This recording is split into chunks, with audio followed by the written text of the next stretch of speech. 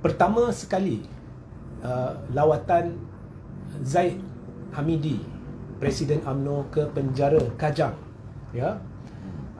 Jadi kita sedia maklum bahawa Zahid sendiri di Perhimpunan Agung UMNO telah mendedahkan lawatan beliau ke penjara Kajang, di mana beliau telah melawat Najib Razak, iaitu bekas Perdana Menteri yang kini menjalani hukuman penjara berkait dengan kes SRC, ya, SRC International. Jadi Zahid berkata dia berada di penjara lebih sejam dan dia telah membawa makanan kegemaran Najib, dan ada disebut juga dia pergi ke penjara bersama seorang ahli MKT. Now kita tidak tahulah seorang ahli MKT ke, dua orang ke, tetapi MKT. Dia sebut Timbalan Menteri Dalam Negeri. Okey, Timbalan Menteri Dalam Negeri.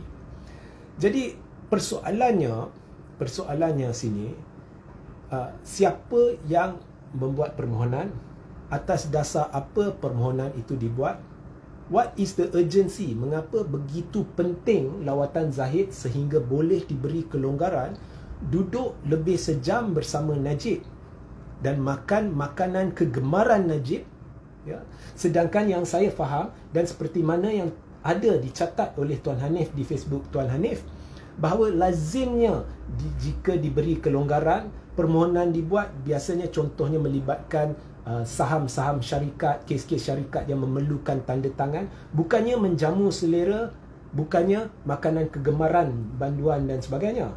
So di sini pelik, dan lebih pelik lagi bila Saifuddin Nasution selaku Menteri KDN mengeluarkan kenyataan bahawa dia telah dimaklumkan oleh Ketua Penjara Kajang berhubung dengan permohonan ini, dan itu telah dimaklumkan, tapi kita tidak tahu siapa yang membuat permohonan. Jadi apakah pandangan, komen dari sudut perundangan oleh Tuan Hanif berhubung lawatan yang cukup pelik ini? Silakan. Baik, terima kasih saudara Regi. Pertama sekali kita kena faham bahawa pada dasarnya isu berhubung dengan lawatan mana-mana pihak untuk berjumpa dengan seorang banduan di mana-mana penjara, ada peraturan-peraturan khusus. Ia ni adalah di bawah peraturan-peraturan penjara tahun 2000 yang digubal di bawah Akta Penjara 1995. Baik, Tok Lauli. Jadi apabila prosedur dan proses dilihat secara teliti, kita akan dapati bahawa sememangnya pada dasarnya ada dua kategori orang yang akan pergi melawat seorang banduan. Satu adalah ahli keluarganya, yang keduanya adalah peguam untuk urusan-urusan guaman.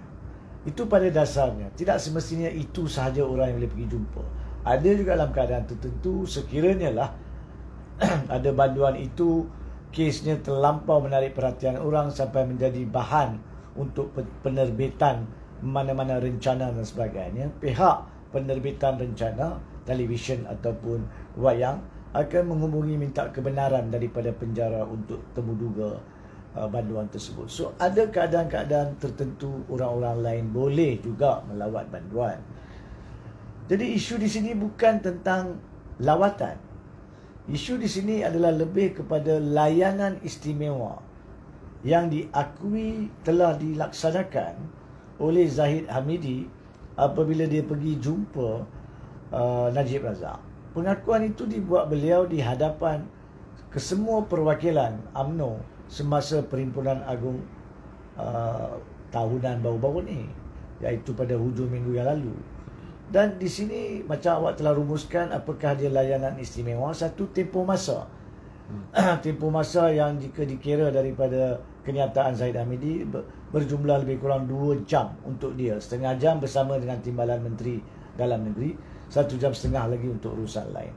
Yang keduanya adalah membawakan makanan dari luar dan menjamu selera bersama dengan banduan tersebut.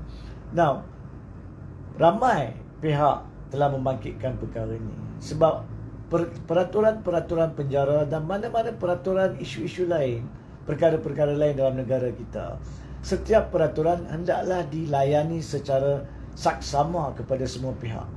Makna kata kalau peraturan penjara, maka dia terpakai kepada kesemua banduan.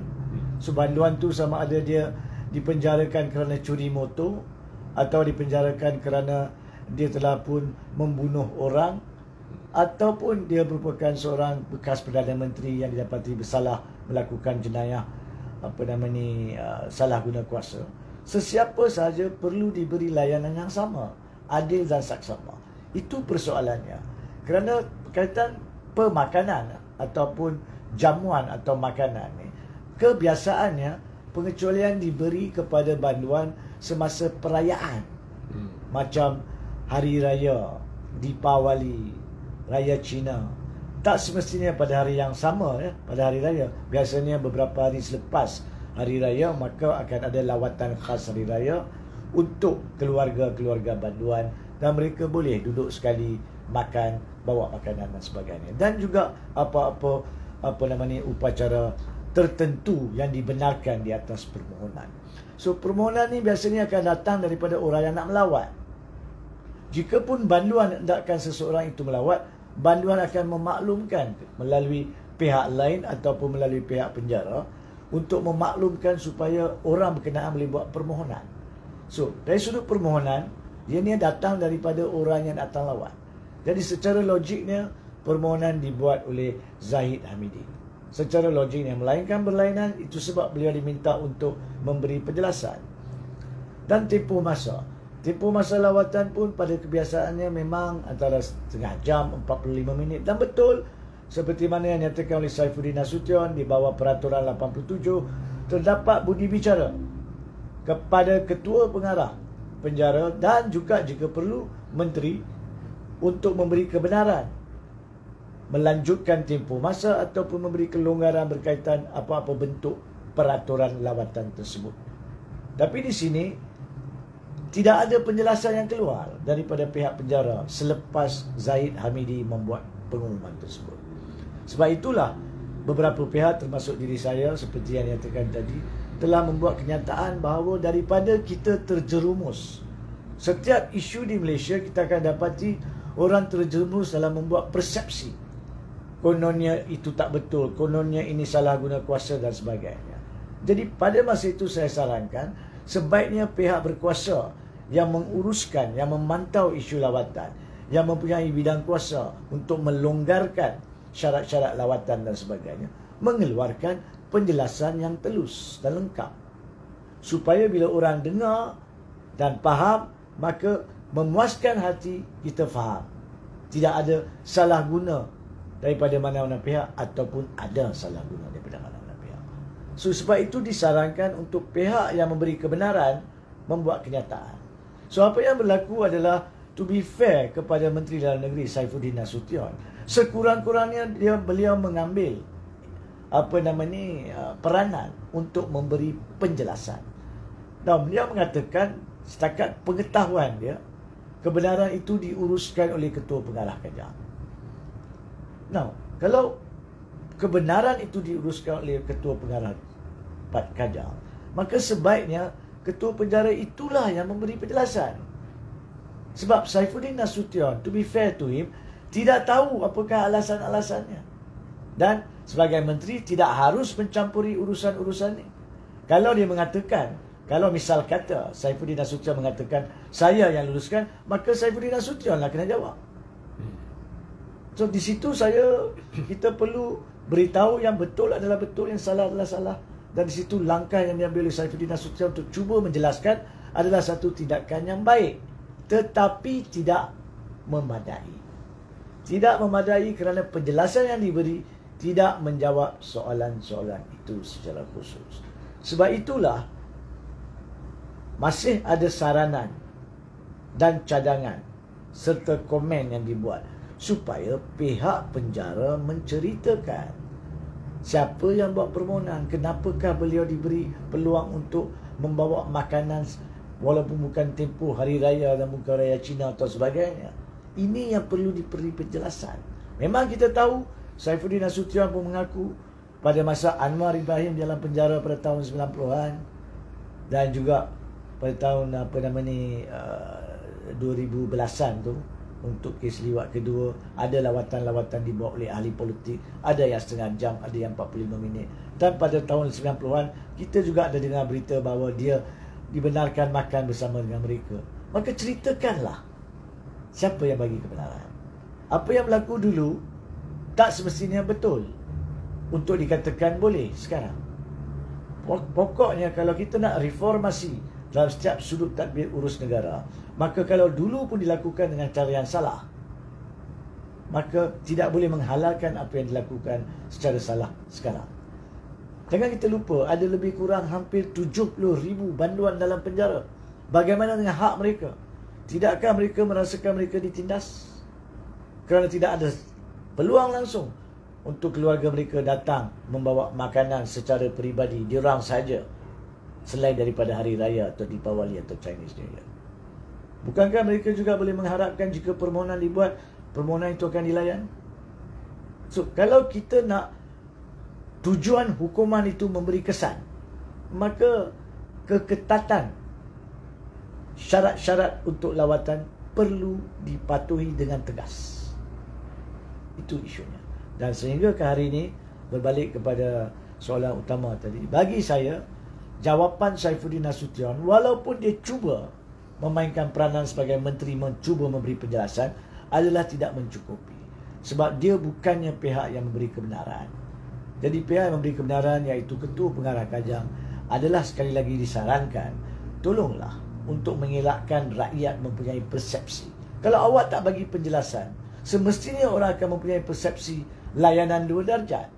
Dan kita nak keluar, kita nak rakyat kita, negara kita keluar daripada dibelengui dengan isu-isu berkaitan layanan 2 darjat. Kita nak reform perkara ni, nak ubah benda ni.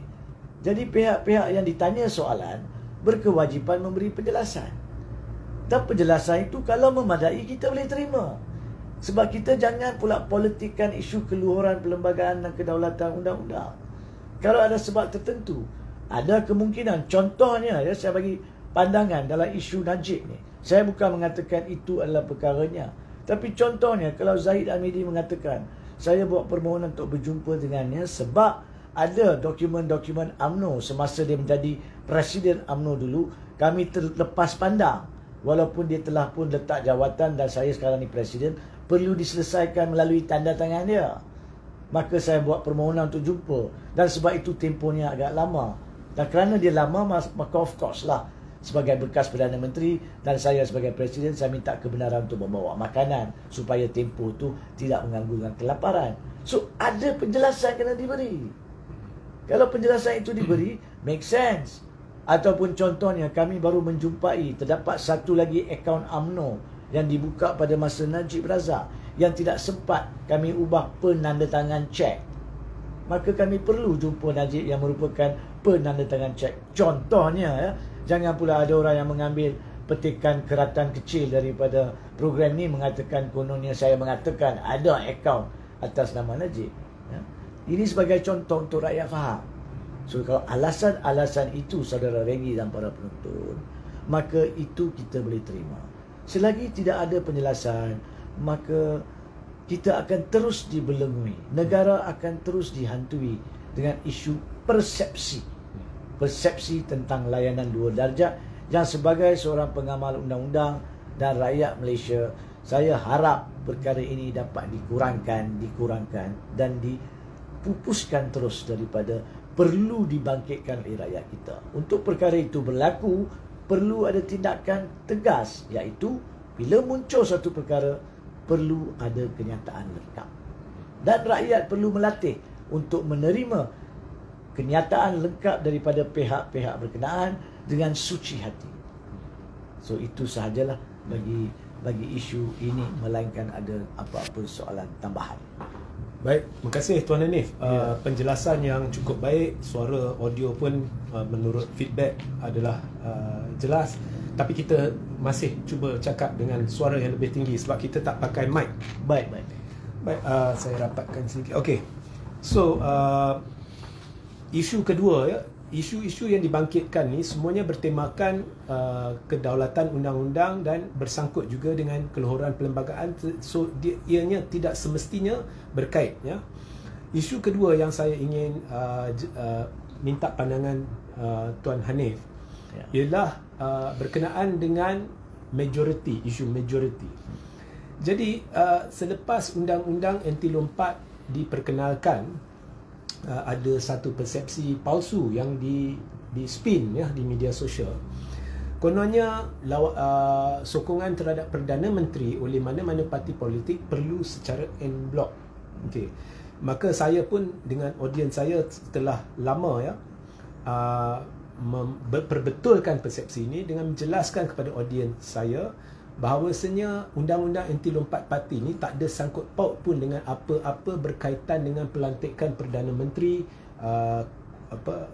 hal-hal berkaitan dengan sokongan terhadap Perdana Menteri. Malah saya telah menekankan bahawa undang-undang anti lompat parti spesifik kepada lompat parti. Maknanya jika lompat parti, awak kosongkan kerusi Dewan Rakyat, dan ianya tidak boleh mencabuli ataupun sekat hak berperlembagaan ahli-ahli parlimen untuk melaksanakan fungsi atau tugas mereka sebagai ahli parlimen seperti mana termaktub dalam perlembagaan. So salah satu perkara yang jelas termaktub dalam perlembagaan ialah kuasa fungsi tanggungjawab ahli parlimen untuk menentukan atau membantu menentukan siapa yang harus jadi Perdana Menteri. So they can have their personal opinion. Dan ini tidak boleh dikekang oleh parti dan semestinya tidak boleh dikekang oleh undang-undang anti lompat parti, kerana undang-undang anti lompat parti tak ada kena-mengena dengan perkara itu. Maka dengan penjelasan ini saya pun memberitahu audiens saya bahawa contohnya esok selepas PRN, jika 10 ahli parlimen Barisan Nasional atau 15 ahli parlimen Barisan Nasional sebagai contoh, okey, menarik sokongan terhadap Anwar Ibrahim, dan kemudian tiba-tiba Zahid tidak puas hati. Jadi Zahid kata, polisi UMNO ialah kita sokong Anwar, jadi MP-MP ini telah langgar polisi UMNO. So saya nak pecat mereka dari UMNO. Maka Zahid pecat mereka dari UMNO. Poin saya ialah MP-MP ini tidak perlu kosongkan kerusi Dewan Rakyat, mereka kekal sebagai MP. So inilah yang saya sentiasa cuba jelaskan bahawa persepsi yang ditimbulkan en bloc, mesti en bloc ini semua mengarut. Betulkah pandangan saya, Tuan Hanif? Baik, kalau saya boleh mulakan jawapan saya kepada soalan saudara Regi ini dari sudut peruntukan perlembagaan terlebih dahulu, maka mungkin saya berharap perkara itu dapat dengan sendirinya menjawab soalan. Apabila kita cakap pasal peruntukan perundangan anti lompat parti yang wujud sebelum daripada PRU 15, kita tahu bahawa ianya wujud melalui pindaan kepada perlembagaan, iaitu perkara 49 huruf besar A dimasukkan dan dikatakan apabila seseorang itu parti A keluar daripada parti A, maka dia dianggap telah pun dia perlu menjadi kerusi dia menjadi kosong. Ataupun kalau seorang itu bebas kemudian menjadi ahli parti B, maka kerusinya menjadi kosong. Ataupun ahli yang daripada parti A menjadi bebas atau masuk parti lain, maka kerusi dia jadi kosong. Dan pengosongan kerusi itu berlaku dengan cara bagaimana parti yang di mana ahli Dewan Rakyat itu sebelum itu menjadi ahli membuat aduan kepada speaker, dan kemudian speaker kena sekiranya berpuas hati sudah ada pengosongan kerusi seperti peruntukan 49A, dia akan maklumkan kepada SPR dan akan diadakan pilihan raya kecil untuk kerusi tersebut. Itu secara up.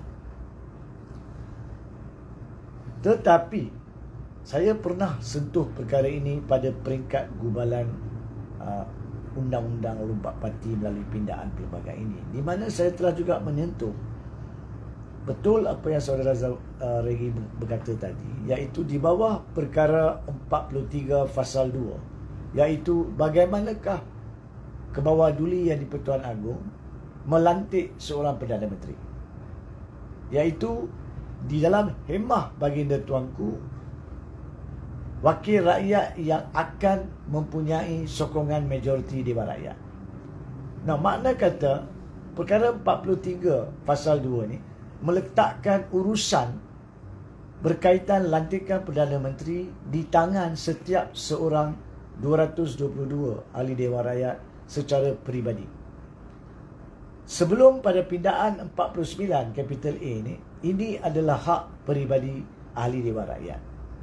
Walhal sebenarnya perkataan parti pun tidak wujud dalam perlembagaan sebelum 49A dimasukkan.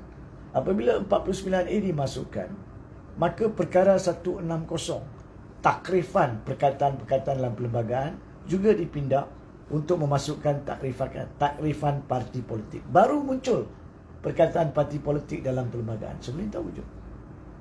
So, apabila perkara itu, yakni 43.2 meletakkan di tangan setiap ahli Dewan Rakyat secara individu, ini bermaksud kalaulah perlembagaan nak dipindah untuk menarik hak individu ahli Dewan Rakyat, maka perkara 43.2 itu pun perlu dipindah.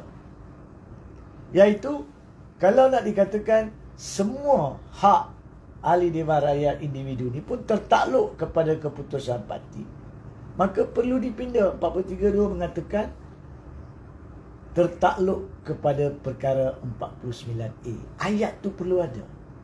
Tapi tidak dibuat oleh penggubal undang-undang parlimen pada ketika itu yang kita semua anggap pandai dan berkebolehan untuk faham pindaan-pindaan yang perlu. Jangan kita lupa pada masa itu pun ada isu kononnya orang-orang yang berkepentingan, yang pemegang taruh akan dirujuk. Kononnya satu jawatan kuasa dibentuk untuk minta pandangan pakar-pakar dan ahli lain. Tapi pada hakikatnya saya nyatakan tidak pernah pun dirujuk kebanyakan daripada peguam di luar. So mereka anggap mereka tahu. Mereka pandai. Alhamdulillah. Jadi mereka telah gubal pindaan 49A. Tapi kenapa tidak dipindah 43.2? Bila tidak dipindah 43.2, maka tidak bolehlah katakan 49A itu wajib terpakai kepada 43.2. Sebab itu adalah hak peribadi yang wujud sebelum pindaan. Kalau saya, bahasa mudahnya, kalau saya dibenarkan untuk mengundi 18 sekarang ni, katalah 5 tahun lagi ada kerajaan mengatakan kononnya 18 ni kononnya muda, bagi saya tidak cukup. Oh, kita patah balik 21. Jadi kita kena buat pindaan untuk menarik balik hak orang yang sudah mencapai, yang belum mencapai 18. Yang sudah tak boleh lah. Sebab mereka sudah mempunyai hak untuk PRU tersebut. Jadi cara dan bagaimana kita nak tambah hak atau kurangkan hak tertakluk kepada pindaan yang kita buat, betul atau tidak.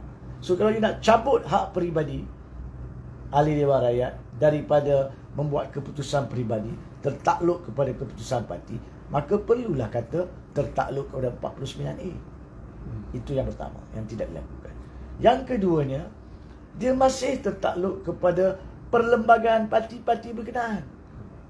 Ada atau tidak perlembagaan parti-parti sudah dipindah untuk mengatakan bahawa sekiranya anda tidak mengikut arahan parti sebagai ahli Dewan Rakyat, bukan ahli parti tau, ahli Dewan Rakyat sekarang ni kena ikut. So kena ada pindaan dalam perlembagaan mengatakan ahli kena buat A, B, C, itu ahli. Ahli parti yang juga menjadi ahli Dewan Rakyat kena buat E, F dan G. Kalau tidak, terkosong parti. Kalau nak masukkan keputusan isu pelantikan Perdana Menteri sebagai perlu mengikut contohnya UMNO di sini, maka perlu ada pindaan. Ahli-ahli Dewan Rakyat UMNO wajib mematuhi keputusan parti berkaitan dengan sokongan kepada Perdana Menteri. Perlu ada dalam perlembagaan UMNO. Ada atau tidak? Syed Hamidi kena jawab. Ada atau tidak? Ahmad bin Maslan Setiausaha Agung kena jawab. Bukan saya, bukan saudara Regi. Dan perkara itu perlu wujud di dalam perlembagaan sebelum ahli-ahli Dewan Rakyat UMNO, jika mereka mahu menarik balik sokongan, melakukannya. So ini dua sebab undang-undang di mana saudara Regi betul dari segi pemahaman Perlembagaan dan Perundangan berhubung dengan ada atau tidak akta undang-undang anti lompat parti yang digubal melalui pindahan perlembagaan akan memberi kesan atau tidak bukan sahaja kepada 10 atau 15 ahli UMNO, mana-mana ahli parti lain pun yang nak menarik balik sokongan daripada kepada mana-mana Perdana Menteri. Adakah mereka wajib kosongkan kursi? Betul. Bagi saya pun undang-undang itu tidak terpakai dalam hal keadaan 43 Fasal 2. Tetapi kalaulah Presiden UMNO Zahid Hamidi membuat keputusan dan MKT membuat keputusan nak gugurkan, salah betul keputusan itu mereka laksanakan. Gugurkan 10-15 ahli Dewan Rakyat UMNO tersebut. Mereka menulis surat kepada Speaker. Speaker kena puas hati dulu. Ada atau tidak perkara itu menjadi perlanggaran perkara 49A yang sah. Kalau dia kata tidak, sebab 43.2 tak terpakai untuk 49A, katalah dia terima nasihat perundangan perlembagaan yang kita telah salurkan pada hari ini, dia pun setuju, maka dia boleh kata UMNO awak buang dia pun tak ada efek. Tapi katalah sebab speaker itu adalah speaker daripada PKR yang hendak menentukan bahawa sokongan majoriti Perdana Menteri daripada PKR tidak hilang, dan dikatakan ya sudah kosong kursi, dan dia perintahkan SPR untuk mengadakan pilihan raya kecil dan sebagainya contohnya. Maka dalam keadaan itu 10, 15, 20, 25 ahli sama ada UMNO, mana-mana parti lain yang tarik balik sokongan, boleh memfailkan tindakan di mahkamah untuk penentuan sama ada kerusi mereka kosong atau tidak. Jangan lupa perkara ini sudah pun berlaku dalam kes 4 orang ahli Dewan Rakyat Sabah berhubung dengan isu sama ada mereka telah keluar daripada Parti Bersatu ataupun tidak. Ya, dan Bersatu telah mencabar keputusan speaker, kan, bahawa dia tidak mengosongkan kerusi. Bersatu cabar mengatakan ianya telah kosong. So biar mahkamah buat keputusan, pokoknya boleh dibawa ke mahkamah. So bukannya automatik. Tetapi pada masa yang sama, bagi saya ianya juga menjadi tanggungjawab ahli Dewan Rakyat untuk faham apakah dia tanggungjawab mereka di bawah perlembagaan dan undang-undang. Kalau ahli Dewan Rakyat kita ni tak faham perlembagaan, tak tahu hak mereka, taksub dengan isu parti, maka tak guna kita nak berbincang perkara ini. Betul. Sebab mereka ni tidak mempunyai keberanian untuk melakukan perkara yang mereka berhak. Contohnya perkara ini berbangkit pada masa isu pelantikan sendiri, di mana telah wujud cerita kononnya 10 orang, termasuklah nama-nama yang disebut pada masa itu, kan, kononnya tidak menyokong Anwar Ibrahim. Adakah mereka membuat apa-apa isu pada masa itu? Tidak. Sampai sekarang tidak. Apabila Zahid Hamidi diusulkan untuk tidak dicabar sebagai presiden, pun mereka duduk diam, kecut, bagaikan seorang perempuan yang memakai tudung menutup mukanya seperti daerah-daerah kecil di India. Kalau seperti itulah pemimpin yang kita ada sekarang ni, tak perlu juga sama ada mereka nak sokong ataupun tak sokong mana-mana Perdana Menteri. Tak mempunyai kesan. Kalau berlaku suatu peristiwa lain, mereka akan kecut balik lagi. Mereka akan jadi takut balik lagi. Mereka akan buat keputusan yang lain lagi. Jadi bagi saya lah, pelajaran yang kita perlu ambil sekarang ni bagi rakyat adalah, adakah wakil-wakil rakyat kita ni berhak dipilih oleh kita untuk menjadi wakil rakyat? Mereka ni semua ni datang daripada acuan yang sama, yang telah menggagalkan negara kita untuk tempoh yang lama. Betul.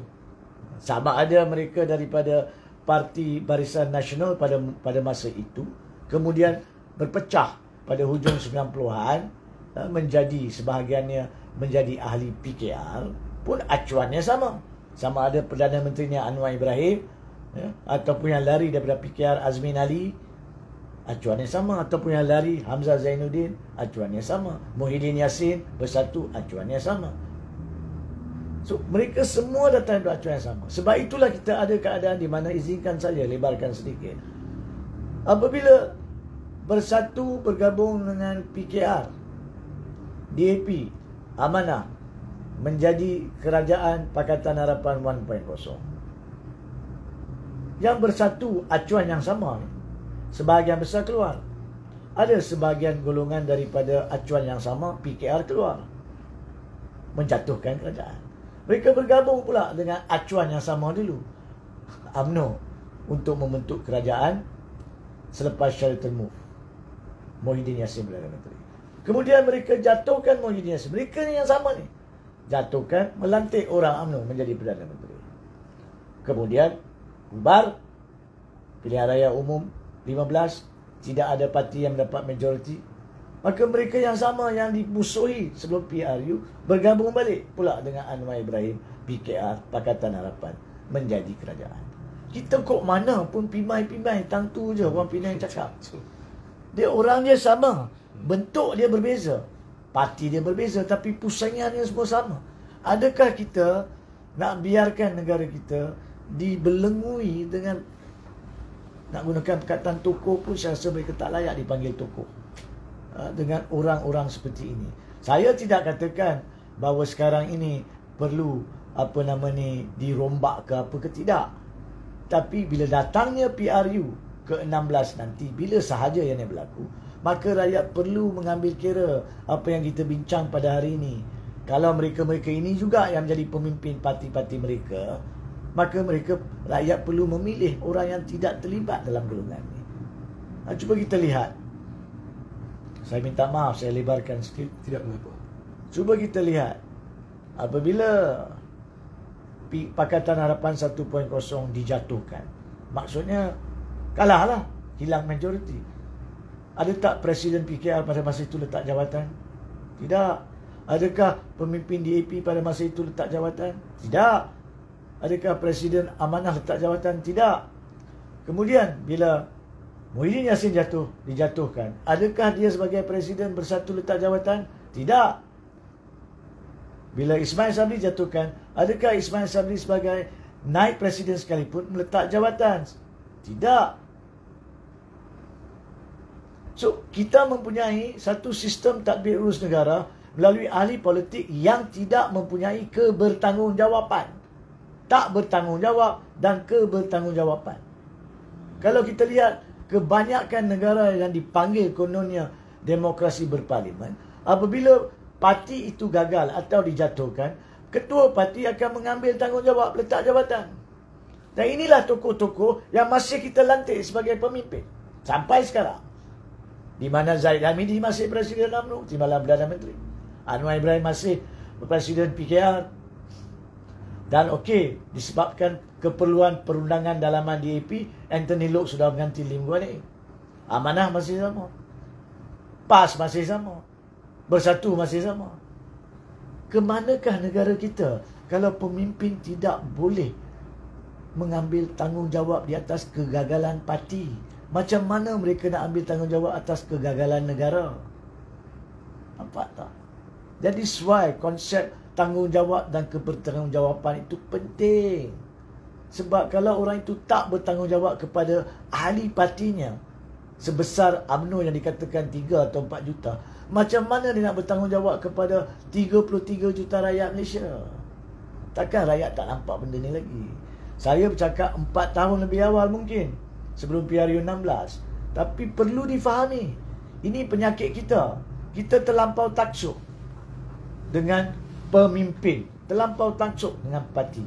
Kita sendiri tidak mahu reformasi. Reformasi yang sejatilah, bukan reformasi yang menjadi retorika mana-mana pihak pemimpin kerajaan. Ya, retorika tu reformasi. Jadi balik kepada soalan saudara, itulah tafsir perlembagaan dan perundangan berkaitan dengan ada atau tidak kesan kepada mana-mana orang yang ingin menarik balik sokongan daripada Perdana Menteri kepada kerusinya. Jawapan mudah seperti yang telah dijelaskan dengan lengkap tadi, tidak. Tapi soalan lanjut, ada tak kebolehan untuk para pemimpin mana-mana nak menarik balik sokongan? Saya percaya tipis, sebab mereka ni telah menunjukkan secara konsisten mereka tidak mempunyai keberanian dan tidak mempunyai kefahaman perundangan dan menekan diri mereka sendiri di atas kerisauan kononnya mereka akan hilang kerusi. So ini adalah perkara yang perlu dilihat secara global. Akhir kata untuk isu ni, walau apa sekalipun dari segi perlembagaan, apabila sebuah kerajaan telah dibentuk, walaupun ianya kerajaan perpaduan ataupun campuran, ataupun kerajaan perpaduan dan campuran, bagi saya it's a matter of semantic. Isunya dia adalah gabungan pelbagai pihak. Maka kerajaan itu wajar diberi peluang untuk meneruskan dengan urus tadbir negara selagi dia mempunyai fokus, visi dan polisi yang jangka masa pendek, jangka masa sederhana dan jangka masa panjang untuk negara. Tapi pada masa yang sama, itu tidak bermakna kerajaan itu tidak boleh ditegur. Sebab mana-mana kerajaan yang menjadi pemimpin negara wajar membuat perubahan visi, perubahan misi dan juga polisi mereka berpandukan kepada konsep keluhuran perlembagaan dan kedaulatan undang-undang. Kalau mereka lari daripada landasan itu, kita wajib tegur. Bila kita tegur, saudara Regi, tidak bermakna kita nak buang dia orang, tidak. Kita nak mereka berubah untuk mentadbir urus secara betul sambil membuat polisi. Nah, berkaitan perkara ini, sama ada kerajaan sekarang membuat polisi yang betul, ada polisi atau tidak, itu adalah untuk pakar dalam bidang-bidang tertentu jawab. Saya sebagai pengamal undang-undang, saya cuma akan menyentuh isu berkaitan adakah mereka patuh kepada konsep keluhuran perlembagaan dan kedaulatan undang-undang. We cannot be jack of all trades. Itu saja. Terima kasih. Okey, terima kasih Tuan Hanif, satu penjelasan yang cukup complete. Ya. Terima kasih. So rumusannya, saya nak rumuskan bahawasanya untuk mudahkan pemahaman penonton, bahawasanya jika ada situasi esok di mana 10 MP UMNO contohnya tarik sokongan terhadap Anwar Ibrahim dan Zahid Hamidi tidak berpuas hati dan Zahid Hamidi mengambil tindakan memecat MP-MP berkenaan secara dari sudut kedaulatan undang-undang, keluhuran perlembagaan, MP-MP tersebut tidak perlu kosongkan kerusi Dewan Rakyat. Tetapi Tuan Hanif juga telah jelaskanlah mereka perlu jelaskan kepada speaker dan sebagainya. Itu kita faham. Dan kemudian Tuan Hanif telah lanjutkan berhubung dengan I think rasa kebertanggungjawatan pemimpin-pemimpin parti atas kekalahan sebagai contoh. Jadi jika sesuatu parti itu kalah dalam contohnya pilihan raya, okey, saya nak berlaku adil untuk sesi ini, bukan kata sesi-sesi lain saya tak adil lah. Tapi untuk sesi ini contohnya saya tak nak kata okey, UMNO kalah teruk dapat 26 kerusi, Zahid patut bertanggungjawab, kemudian babak pejuang saya senyap. Jadi untuk berlaku adil, contohnya kali ini UMNO menunjukkan prestasi terburuk dalam sejarah, walaupun Zahid kata kita akan menang, kemudian baru dapat 26 kerusi. Memang ada banyak sampai hari ini ada desakan agar Zahid letak jawatan. Saya rasa dari sudut jawapan Tuan Hanif, Zahid wajib letak jawatan. Begitu juga untuk berlaku adil, ya, dalam hal pejuang. Okey, pejuang telah kalah pilihan raya, bukan setakat kalah, semua hilang deposit. Jadi Datuk Seri Mukhris Mahathir pun sepatutnya mengambil tanggungjawab dan letak jawatan. So I'm trying to be fair in that respect, and all that. But ini semua contoh, ya, dan seperti Tuan Hanif kata, teguran ini bukan bermakna kita hendak mengenakan mana-mana pemimpin. Ini adalah percubaan untuk memberi kesedaran supaya pemimpin-pemimpin ni bertambah baik dan sebagainya. Mungkin saya nak tambah sedikit, ya, silakan. Perjelaskan sedikit. Saya rasa terima kasih atas isu analogi yang dibawa berkaitan dengan pejuang. Dari sudut pejuang ni, kalau kita ingat apabila diadakan PRU 15 dan kesemua calon pejuang yang sebenarnya GTA bertanding di atas tiket pejuang kalah dengan deposit, maka bukankah pengerusi pejuang Tun Dr. Mahathir telah meletakkan jawatan? Betul. Itu contoh yang kita maksudkan. Betul. Siapa sahajalah dia perlu meletak jawatan. Saya tidak sebut kepada itu. Saya tidak sebut Tun because Tun did very responsible thing. Saya kagumi Tun atas keputusan itu. Jadi kalaulah para pemimpin kita yang lain yang lebih muda, yang beranggapan mereka mempunyai masa depan yang lebih baik untuk terus berada dalam arena politik, wajar mengikut contoh-contoh seperti ini. Ya, betul. Dan bukan saja tentang kepimpinan parti. Apabila hilangnya majoriti, maka menurut peruntukan perkara 43 Fasal 4, Tun jugalah satu-satunya orang yang telah dengan penuh hormat dan bertanggungjawab meletakkan jawatan sebagai Perdana Menteri. Walaupun dari sudut politik dia menerima pelbagai kecaman, tapi beliau faham bahawa dari segi keluhuran perlembagaan dia mengatasi politik. Dia perlu patuh kepada perlembagaan dulu. Letak jawatan, walaupun sampai sekarang ramai yang taksub kepada pemimpin-pemimpin masih mengatakan kononnya tu tak wajar letak jawatan tanpa mereka mahu faham peruntukan perlembagaan. Betul. So dua contoh ni, meletak jawatan sebagai Perdana Menteri, meletakkan jawatan sebagai pengerusi parti adalah contoh yang wajar dipatuhi oleh para individu yang memanggil diri mereka sebagai pemimpin sekarang ni. Dalam mana-mana parti sekalipun. Parti A sampai ke parti Z. Betul. Baik, kita ke isu seterusnya. Sebelum itu saya baca satu komen.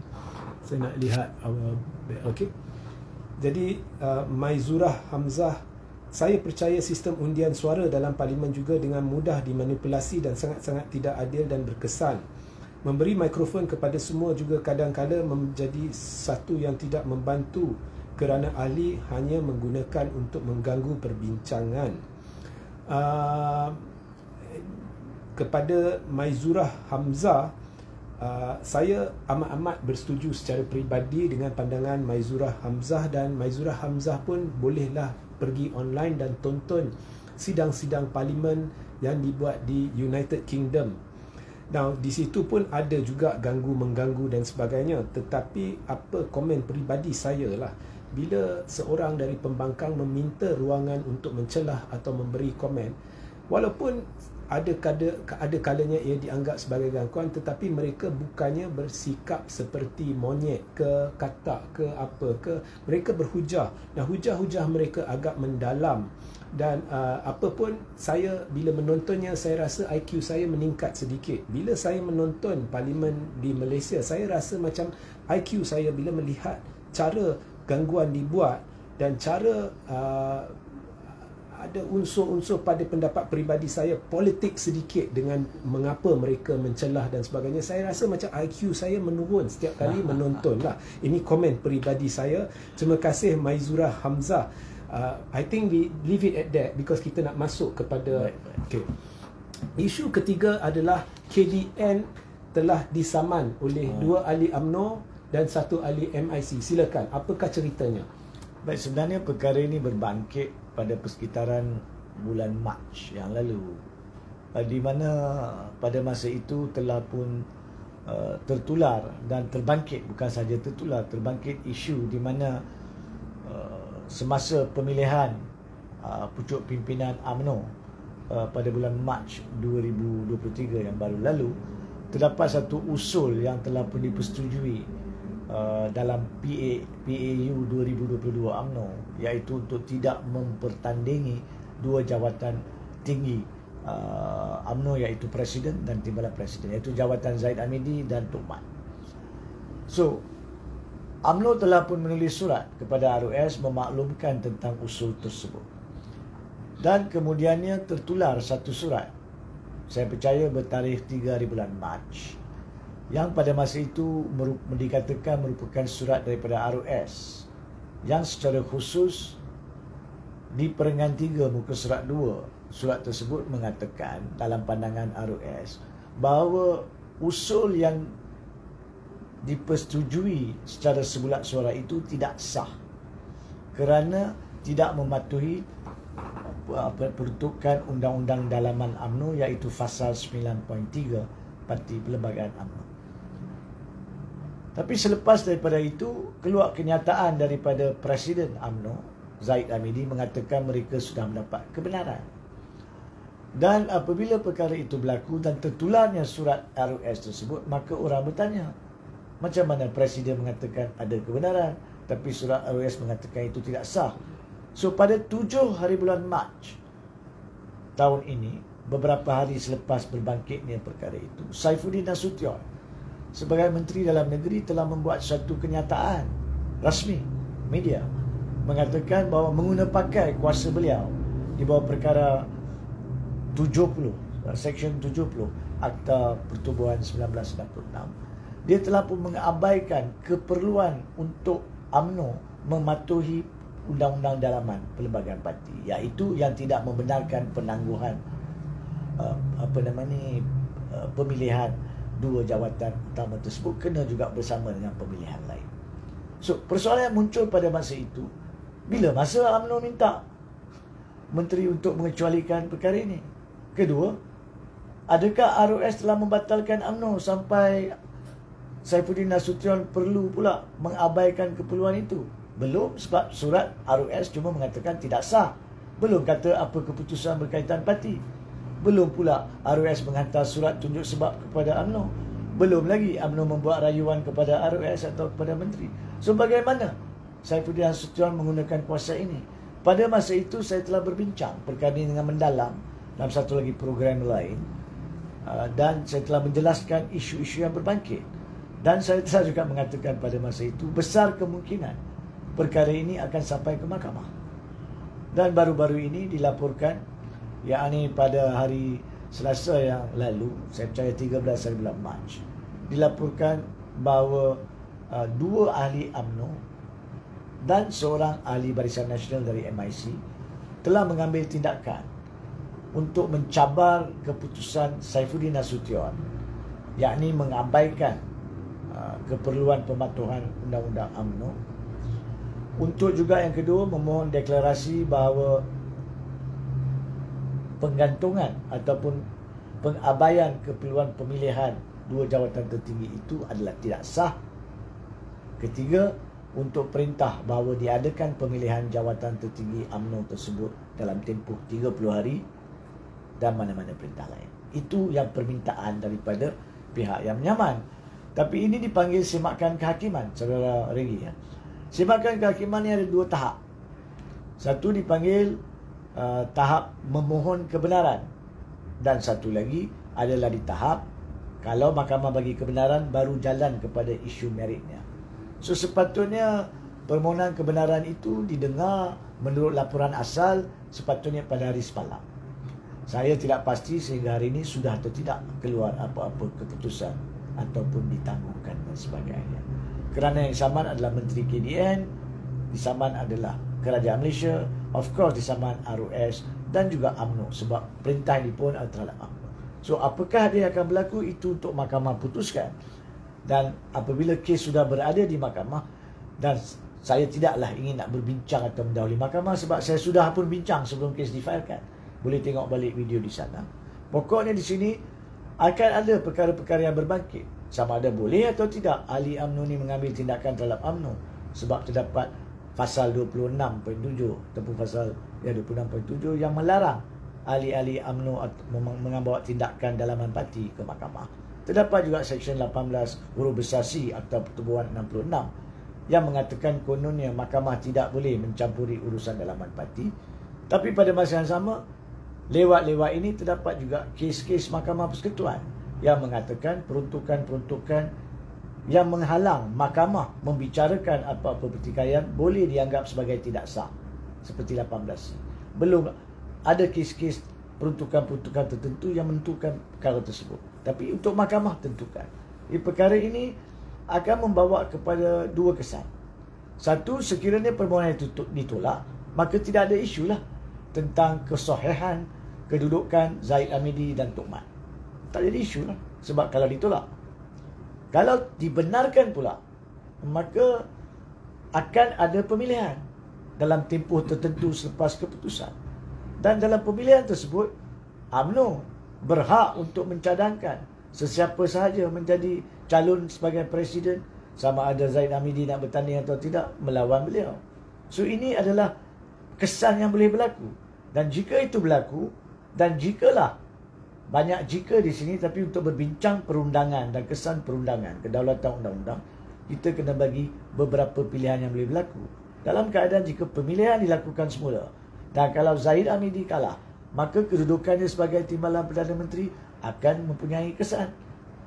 Sebab akan ada tekanan untuk menukar Timbalan Perdana Menteri jika pun daripada UMNO kepada Presiden UMNO yang baru, bukannya yang telah dibuang. So, ini adalah perkara yang mungkin boleh berlaku. Dan pada masa yang sama ada apa yang berlaku pada masa itu akan juga memberi kesan kepada UMNO untuk menarik balik sokongan atau tidak, seperti yang dibincangkan tadi, pun adalah perkara yang mungkin boleh berlaku. Apabila kerajaan dibentuk melalui sokongan, simpati dan perkaitan yang rapuh, hubungan yang rapuh, maka risiko-risiko seperti ini akan wujud. Mana-mana negara akan wujud. Tapi sekiranya ianya dapat diatasi atas konsep kedaulatan undang-undang yang betul, maka alhamdulillah negara boleh terus maju ke arah kebaikan semua. Tapi kalau ianya diabaikan prinsip kedaulatan undang-undang oleh semua pihak, maka tiada kebaikan yang boleh diperolehi oleh negara dalam jangka masa sederhana ataupun panjang. Itu kita cuma akan ketahui berkaitan isu ini selepas keputusan mahkamah nanti. Baik, terima kasih Tuan Hanif. Satu penjelasan yang cukup komplit lah. Tuan Hanif sentiasa komplit. Itulah kadang-kadang saya cemburu sedikit. Saya nak belajar macam mana nak bagi saya lah, Saudara Regi, sebenarnya apabila orang dengan susah hati datang ataupun bertanyakan perkara yang memuskilkan diri dia, maka menjadi tanggungjawab saya dalam bidang saya untuk melengkapkan jawapan saya supaya dia tidak perlu balik dan teringat soalan lain untuk ditanya. So itu menjadi tanggungjawab saya, dan saya harap bukan saja pada hari ini, pada bila-bila masa mana-mana soalan dijawab dengan lengkap. Kadang-kadang dia panjang, dia perlu panjang untuk tujuan melengkapkannya, tapi saya harap di hujungnya rakyat boleh faham dengan lebih jelas, bukan dengan lebih celaru. Baik. Kita ada dua isu lagi, jadi saya berharap anda bersabar sebab bukan selalu saya buat show dengan Tuan Hanif, dan ini adalah isu-isu penting yang selalu menjadi pertanyaan. Jadi ada dua lagi isu yang akan saya bangkitkan sebelum kita mengakhiri siaran ini. Baik. Kita masuk nombor 4 dan seterusnya, lepas itu ada satu lagi, kemudian kita gulung sesi ini. Jadi keempat, ini berkaitan dengan Peguam Zaid Ibrahim. Okey. Jadi seperti yang saya katakan di awal siaran ini, Zaid Ibrahim adalah peguam yang ada terlibat seketika atau lebih tepat lagi syarikat guaman dia ada terlibat seketika dalam kes rayuan terakhir di Mahkamah Persekutuan, kes SRC International melibatkan Najib Razak. Jadi baru-baru ni Zaid Ibrahim, kalau tak silap saya, telah membuat satu kenyataan yang pada hemat saya berupa rayuan kepada rayuan secara umum, ya, agar Najib diampunkan atau layman term just release lah. Okey, kerana alasannya, betulkan saya jika saya silap, alasannya hanya 42 juta sahaja. Jadi saya secara my first reaction, knee jerk reaction, bila saya baca benda tu, headline macam tu, saya dapat persepsi bahawa Zaid Ibrahim secara tidak langsung telah mengaku sebagai seorang peguam, yes, Najib penyelewengan 42 juta tu betul. Maknanya Najib terlibat dalam penyelewengan 42 juta dana SRC, sekaligus memusnahkan teori-teori konspirasi bahawa berlaku political persecution dan sebagainya. Okay, itu first yang saya dapat lah. Dan yang kedua, saya rasa tidak bijak bagi seseorang itu, ini pandangan peribadi saya, untuk memberi alasan sedemikian. It's just 42 million. Okay, dan ini bagi pihak saya. Mungkin Tuan Hanif tidak akan sebut, saya tidak tahu. Kita tunggu jawapan Tuan Hanif, sebab Tuan Hanif peguam, mungkin dia tidak ingin ulas berkenaan peguam saya, tapi ini saya ya secara peribadi, I think Zaid Ibrahim has damaged sedikit credibility dia dengan kenyataan sedemikian. Anyway, isu kenyataan Zaid Ibrahim, apakah pandangan Tuan Hanif? Silakan. Baik, terima kasih sekali lagi Saudara Regi. Saya percaya kenyataan Zaid ini adalah di awal minggu ni, tak silap saya 12 hari bulan Jun. Walaupun saudara Regi menyentuh dari dua sudut, ya, saya rasa ada 3 sudut sebenarnya dalam kenyataan ini. Saya ambil sudut pertama saudara Regi, iaitu adakah ianya berbentuk satu pengakuan bahawa bekas anak guam dia ataupun anak guam dia sedah mengaku dia membuat jenayah berkaitan 42 juta. Saya rasa itu adalah satu pandangan ataupun perspektif yang simplistik dan tidak boleh diguna pakai dalam konsep kedaulatan undang-undang. Semata-mata sebab Zaid Ibrahim mengatakan bahawa cuma 42 juta tidak bermaksud dia mengatakan dia mengaku anak guam dia mengambil 42 juta. Itu yang pertama. Sebab dia perlu dilihat dari segi struktur dan konsep kenyataan itu dibuat. Macam juga Anwar Ibrahim pada hari ini. Sebagai analogi, beliau mengatakan apabila seseorang membuat permohonan untuk pengampunan, ini tidak bermakna dia tidak bersalah. So ramai yang bertanya, adakah itu bermaksud Anwar Ibrahim mengaku bahawa pengampunan yang diberi itu masih bermaksud dia bersalah, sedangkan dia mengatakan kononnya kesalahan dia telah diampunkan. Baik, so kita tidak boleh anggap kenyataan itu secara khusus merupakan pengakuan kepada Anwar. Kerana apa? Dia merujuk secara khusus kepada permohonan pengampunan Najib, bukan permohonan pengampunan dia. Baik, boleh cuba.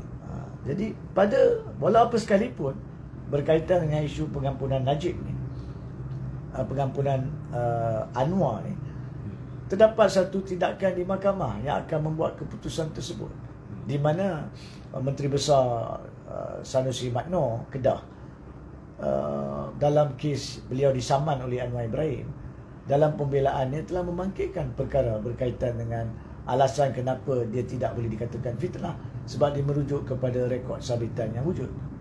So Anwar dalam balasan dia, saya percaya, mengatakan, oh tidak boleh awak rujuk kepada sabitan saya, sebab sabitan saya telah kononnya dibatalkan pada 16 hari bulan Mei 2018 bila saya dapat pengampunan.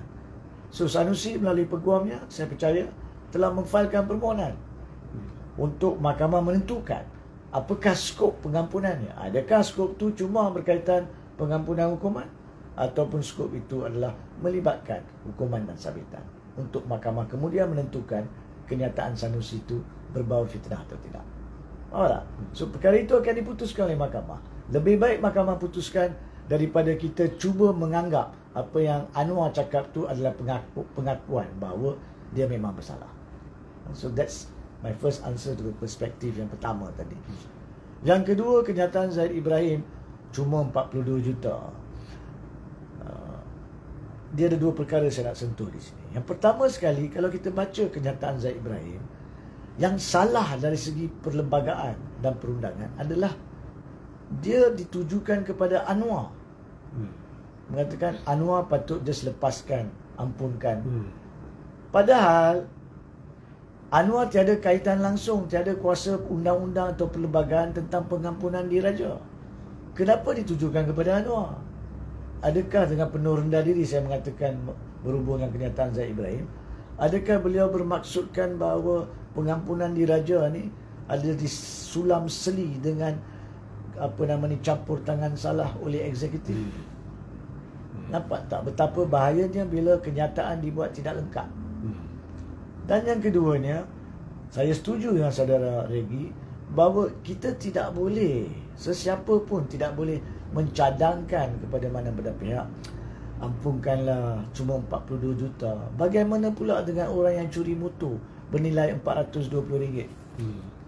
Bagaimana pula dengan orang yang ramai mengatakan yang curi tin Milo bernilai RM42? Atau mencuri sebotol susu bernilai RM4.20.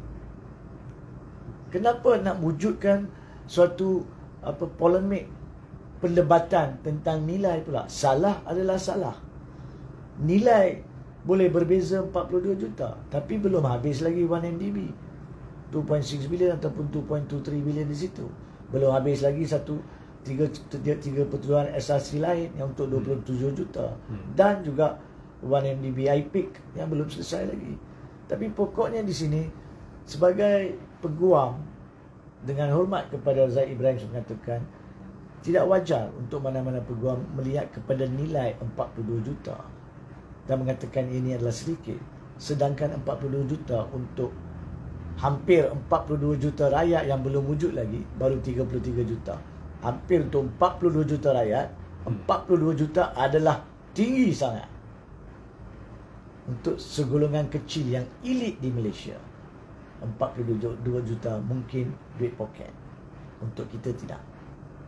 So apabila disamakan sebagai kecil, maka dia hilang kredibiliti. Itu yang pertama. Yang keduanya, ini adalah budi bicara agung. Semestinya semua perkara telah dibangkitkan oleh peguam Najib Razak, sama ada peguam Syafiq dan pasukannya, ataupun jika dibantu oleh Zaid Ibrahim dan pasukannya di dalam petition pengampunan. Semestinya ada. Kalau belum dimasukkan, boleh filekan satu lagi alasan tambahan kepada petition pengampunan. Kalau dikatakan 42 juta itu kecil, tapi itu adalah untuk agung tentukan, bukannya untuk meminta Perdana Menteri mengambil kira. Saya telah menyatakan dalam satu lagi wawancara sebelum ini, pengampunan di Raja Najib memang akan adanya Perdana Menteri sekarang ini dalam lembaga pengampunan. Sebab apa? Sebab kita tidak ada menteri wilayah. Perdana Menteri memegang portfolio wilayah. So Anwar Ibrahim akan duduk di situ sebagai Perdana Menteri yang memegang portfolio wilayah. Itu keperluan perlembagaan. Perkara 42, komposisi lembaga pengampunan. Tetapi saya juga telah menyatakan dalam keadaan yang Anwar berada sekarang ini, walaupun dia mesti duduk di dalam lembaga itu, dia wajar juga berkonflik kepentingan, iaitu mengundurkan diri dia daripada membuat keputusan, yakni mendedahkan konflik kepentingan kepada kebawah duli yang di-Pertuan Agong. Sebab saya atau Patik telah membentuk kerajaan dengan konsep perpaduan atau campuran dengan parti-parti lain, di mana permohonan pengampunan oleh bekas Perdana Menteri ini disokong oleh partinya UMNO dan tidak ingin adanya persepsi apa-apa keputusan baginda tuanku ni ada kaitan dengan pandangan saya, maka saya pun izin dengan Takzim untuk berdiam diri petition ini. Saya keluar dulu atau saya duduk, saya tak bagi pandangan. Sebab saya tidak hendak keputusan itu dianggap sebagai satu keputusan yang dibuat oleh Perdana Menteri kerana takut hilang kerusi atau hilang keperdana menterian. Itu satu tindakan yang penuh bermaruah, terhormat, dan dimasukkan di dalam dokumen pengampunan. Lembaga pengampunan yang terdiri daripada A, B, C dipengerusikan oleh kebawah duli yang di-Pertuan Agong telah bersidang pada sekian hari bulan, di bawah mana Perdana Menteri sebagai komposisi wakil portfolio wilayah telah pun menyatakan dengan jelas kepada lembaga pengampunan dan kepada baginda tuanku, beliau mempunyai konflik kepentingan di atas kekhawatiran dianggap ada tekanan daripada UMNO ataupun tekanan daripada parti lain untuk membantah. Kita pernah dengar pasal Amanah mengatakan mereka membantah sokongan. So untuk elakkan mempunyai kesan kepada isu kestabilan politik atau cabaran-cabaran untuk menarik balik sokongan, saya mengundur diri. Kan 20 tahun, 30 tahun lagi rakyat baca, inilah dia Perdana Menteri yang walks the talk. Itu sajalah jawapan saya berkaitan dengan Zaid Ibrahim. Very good answer, Tuan Hanif. I have to say that. Dan saya nak tambah sedikit, ya. Saya tak boleh katakan saya setuju kerana apa yang Tuan Hanif beritahu adalah memang hakikat kebenaran dari sudut pemahaman seorang peguam. Tapi saya juga nak tambah on that point, ya, 42 million, ya, memang tak wajar pun seorang peguam gunakan sesuatu nilai dan beritahu ini nilai kecil. And it goes with the principle like who is to say something is big or small. How big is big, how small is small. Dan kalau Zaid Ibrahim pakai topi peguam tetapi bercakap di umum kepada layman. So sebagai seorang layman, saya pun boleh beritahu Zaid Ibrahim dengan penuh hormat lah. Ya, it's not as simple as 42 million.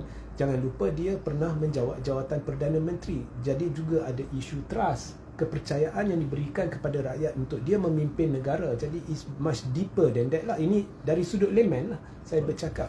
Jadi saya amat kagum dengan jawapan Tuan Hanif. Amat jelas, amat ringkas, padat. Jadi saya sarankan anda ulang balik bahagian itu dan hayatilah penjelasan Tuan Hanif, ya. Especially the part on 42 juta, bagaimana makcik contohnya yang curi tin Milo RM4 2 hupang contohnya. Kalimah Allah. Okay, ini is the highlight of the day, ya. Isu kalimah Allah saya telah perjuangkan dengan cara saya sendiri, dan Tuan Hanif pun saya ada tonton, malah baca penjelasan Tuan Hanif berhubung dengan isu ni. Nah, dari sudut penjelasan saya kepada anda semua, ya, isu kalimah Allah ini cukup tidak memuaskan hati saya dari sudut cara ianya telah it was handled. Okay. Jadi mula-mula kita ada kenyataan bercanggah-canggah. Ini pendapat saya, ya, Tuan Hanif, kemudian Tuan Hanif boleh. Kenyataan bercanggah-canggah. Mulanya Anwar beritahu, jangan bimbang, benda ni hanya melibatkan penggunaan kalimah Allah di Sarawak, tidak melibatkan negeri-negeri lain.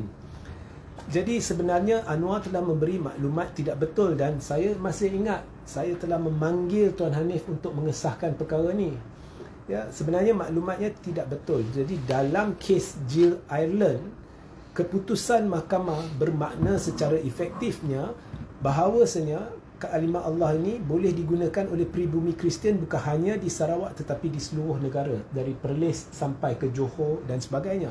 Jadi maklumat Anwar itu salah, dan bukan hanya salah, ianya meruntuhkan asas kepada alasan Anwar mengapa rayuan ditarik balik. Sebab Anwar menggunakan perkara itu sebagai alasan mengapa rayuan ditarik balik. Jadi selepas itu, apa yang saya tak puas hati, Anwar tidak pernah membuat pembetulan terhadap kata-kata dia. Jadi orang lain dituding, jangan kelirukan isu kalimah Allah, jangan mempermainkan isu kalimah Allah, tetapi Perdana Menteri sendiri pada hemat saya mengelirukan rakyat. Kemudian saya nak Tuan Hanif ulas. Kemudian kita ada Saifuddin Nasution. Saifuddin Nasution pula keluar dengan alasan yang berbeza. Jadi sepintas lalu, saya tak nak masuk detail. Detail ni kita bagi peguam yang masuk.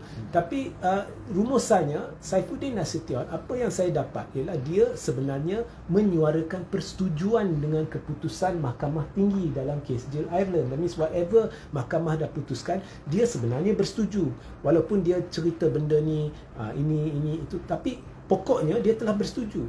Mengapa kita perlu seorang menteri untuk bersetuju dengan keputusan Mahkamah Tinggi, sedangkan kerajaan terdahulu sudah pun memfailkan rayuan dan ianya sedang dirayu di mahkamah? Mengapa tidak benarkan proses rayuan itu berakhir? Barangkali contohnya Mahkamah Rayuan mendapati Mahkamah Tinggi terkhilaf, jadi kita tunggu keputusan Mahkamah Rayuan. Tapi yang saya lihat, apa yang Saifuddin secara efektif dalam hujah-hujah dia telah lakukan ialah dia telah mendahului hakim Mahkamah Rayuan dengan berkata Mahkamah Tinggi betul, jadi kita tak perlu rayu. So semua ni adalah bercanggah-canggah, ya. Saifuddin beri alasan lain, Anwar beri alasan lain.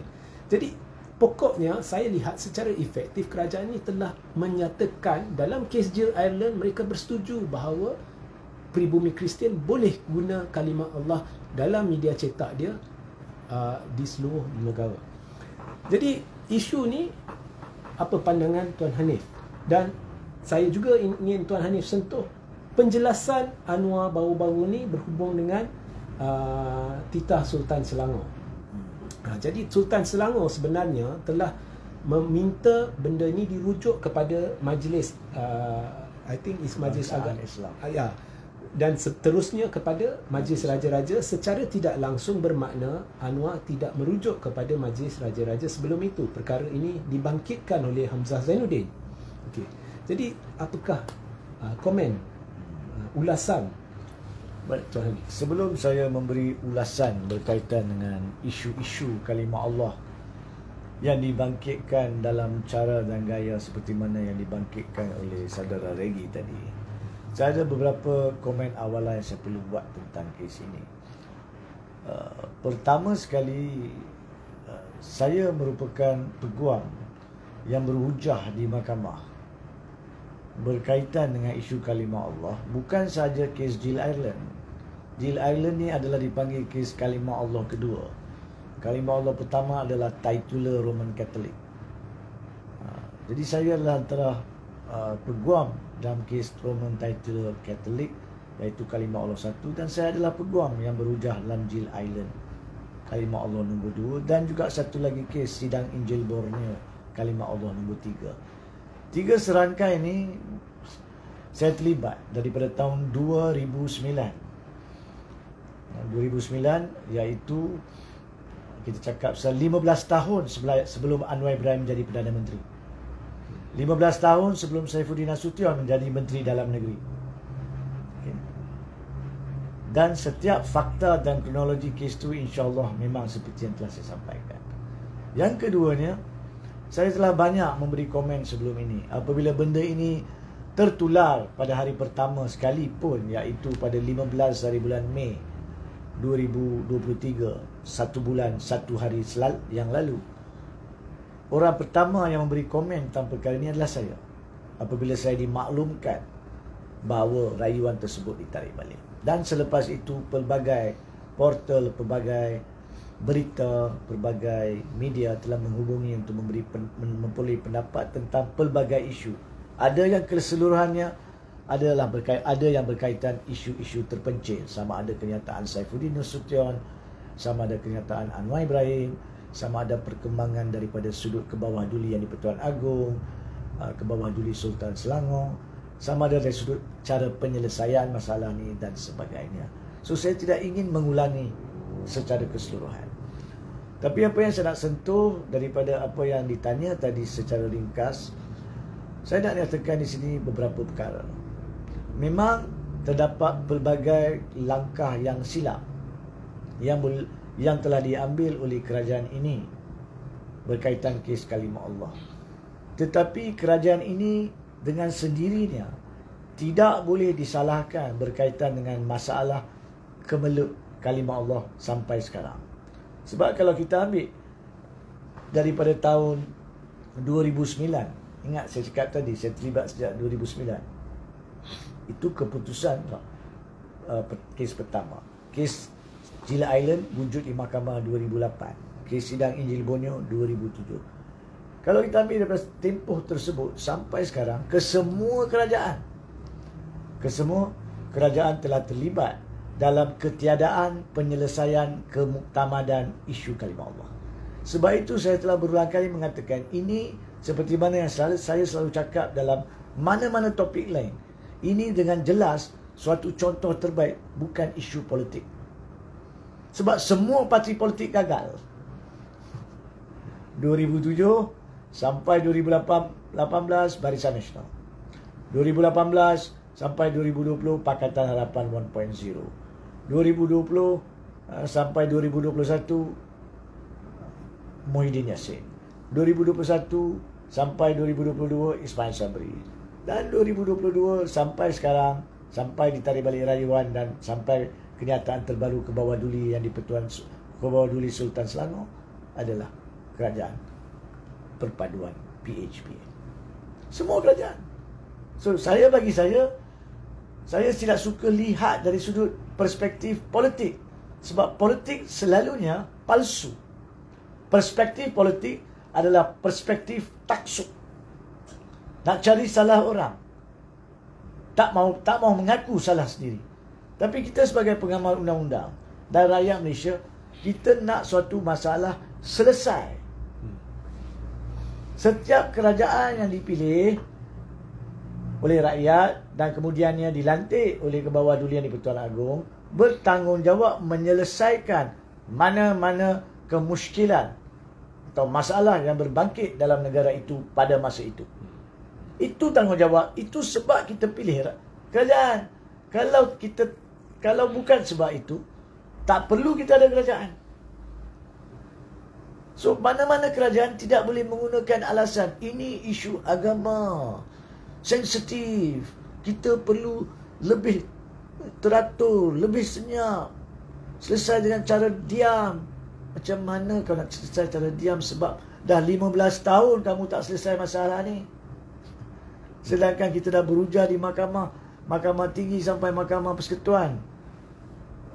Roman Titular kalimah Allah nombor 1. Daripada mahkamah tinggi, mahkamah tinggi nak pergi mahkamah rayuan, kalimah Allah nombor 2, Jill Island. Mahkamah tinggi ke mahkamah rayuan, kembali mahkamah tinggi, sidang Injil Borneo. Saya boleh sebut benda ni sebab saya yang bawa kes ni. Jadi bagi saya, tanpa saya nak memasuki dengan mendalam, apabila dibangkitkan oleh kami dan pihak-pihak NGO lain berkaitan dengan isu kalimah Allah, percayalah ini tiada disaluti langsung dengan isu politik. Sebab semua kerajaan bersalah. Saya telah memberi kenyataan, dilaporkan oleh pres berita sendiri, di mana kerajaan Perikatan Nasional pun salah dan di mana kerajaan perpaduan ni salah. Dua-dua salah. So satu tak boleh tuduh yang lain tak boleh tuduh satu lagi. Daripada isu tersebut, berbalik kepada kenyataan-kenyataan yang diungkapkan oleh Saifuddin Nasution ataupun Anwar Ibrahim, secara khususnya di Parlimen semasa soal Prime Minister Question Time, soalan kepada Perdana Menteri. Sekali lagi, saya perlu nyatakan, boleh tengok Prime Minister's Question Time tersebut adalah suatu video berdurasi 19 minit 8 saat, ada di YouTube. Pergi semak. Semua soalan yang dibangkitkan oleh wakil-wakil rakyat, terutamanya Perikatan Nasional kepada Anwar pada masa itu, dan jawapannya ada di situ. Ada di situ. Dan bila kita lihat, rakyat akan nampak 2-3 perkara. Yang pertamanya, memang ada perkara jawapan-jawapan yang diberikan oleh Perdana Menteri tidak lengkap, tidak tepat dan tidak betul. Yang keduanya, ada soalan-soalan yang dimajukan oleh wakil rakyat pun tidak tepat dan tidak jelas untuk dijawab oleh Perdana Menteri. Dan yang ketiganya, tidak ada kebolehan wakil rakyat nak mengolah soalan yang relevan berkaitan dengan percanggahan ataupun ketidakjelasan. Balik kepada isu yang kita sentuh tadi, tahap kebolehan inti wakil rakyat kita tiada. Mereka memetik daripada sumber-sumber mengikut ketakzuban politik, bukan fakta. Mereka tidak pergi ke parlimen dengan fakta. Mereka pergi ke parlimen dengan retorika. Sebab itu kita tidak mempunyai penjelasan yang lengkap. Tapi yang ketiganya saya nak sentuh, tu berlaku adil kepada Anwar Ibrahim. Dia mengaku dalam parlimen dia telah melakukan kesilapan berkaitan dengan beberapa fakta merujuk kepada isu Sarawak. Dan dia mengaku dia bukannya dalam bidang perundangan untuk menyatakan perkara tersebut. Dia ada. Okay. Jadi inilah dia keikhlasan yang kita perlu daripada mana-mana pemimpin politik, apatah lagi Perdana Menteri. Tapi pada masa yang sama terdapat beberapa lagi ketidakjelasan yang berbangkit daripada kenyataan Anwar Ibrahim yang disebabkan ketiadaan pengetahuan fakta sebenar oleh wakil-wakil rakyat. Maka mereka tidak boleh berdiri untuk bertanyakan soalan taman sebab mereka tak tahu. Nampak tak? So our problem di negara kita ni, pemimpin politik tak ada kelayakan.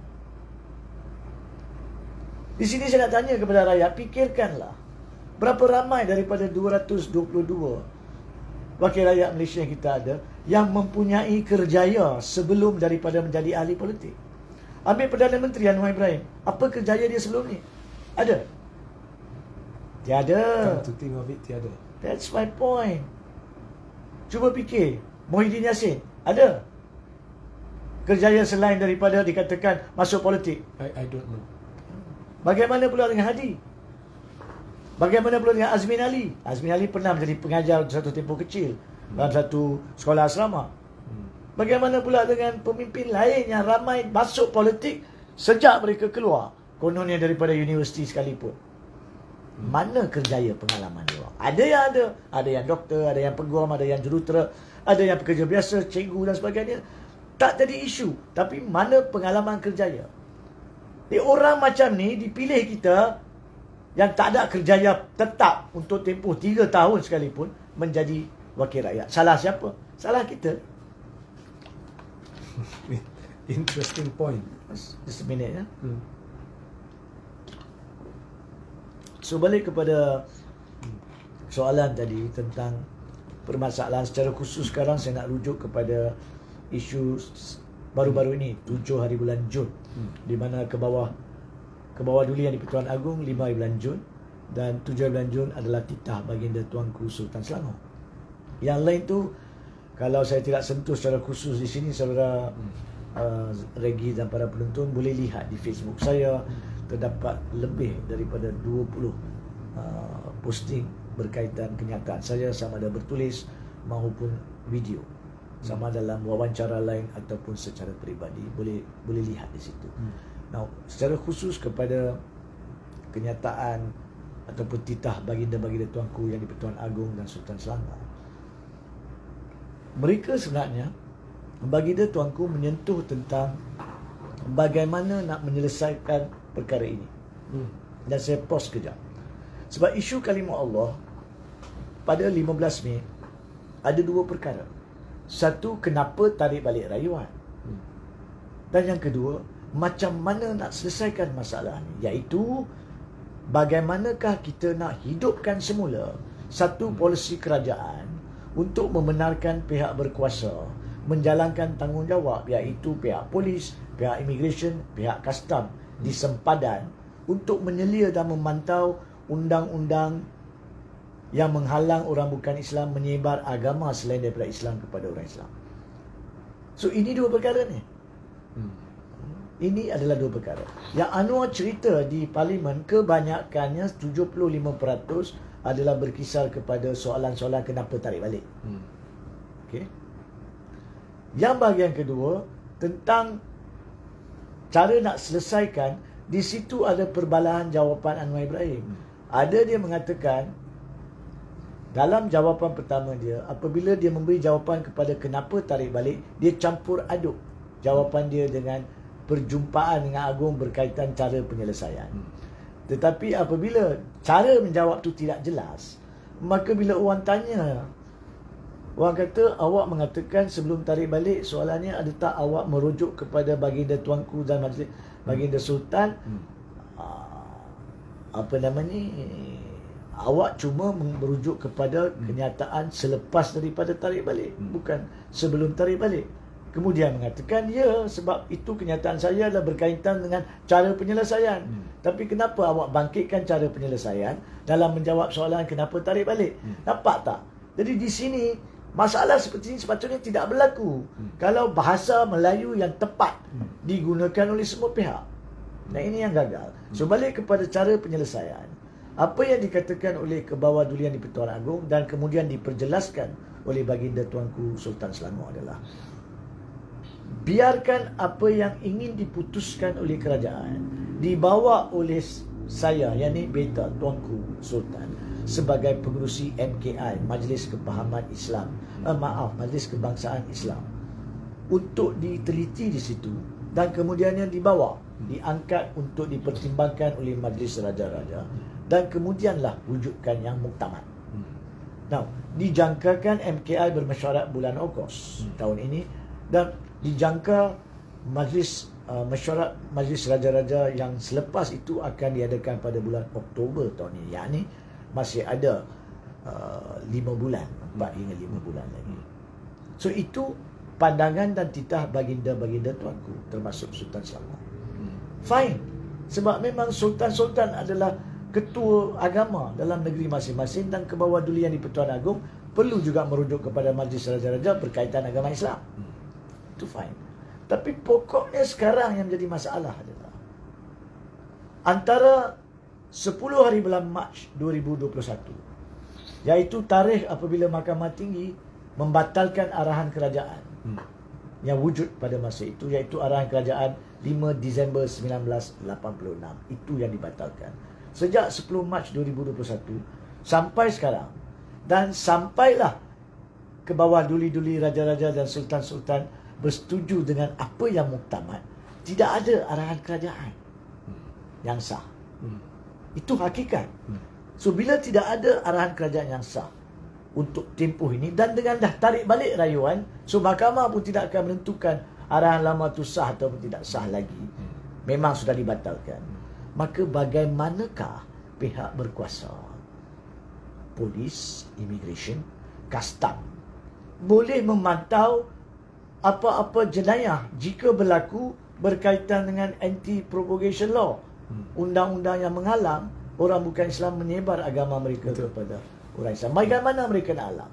Bagaimana mereka nak tahan jika ada video, ada buku, ada cetakan, ada surat khabar yang menggunakan kalimah Allah? Bagaimana? Tidak ada kuasa.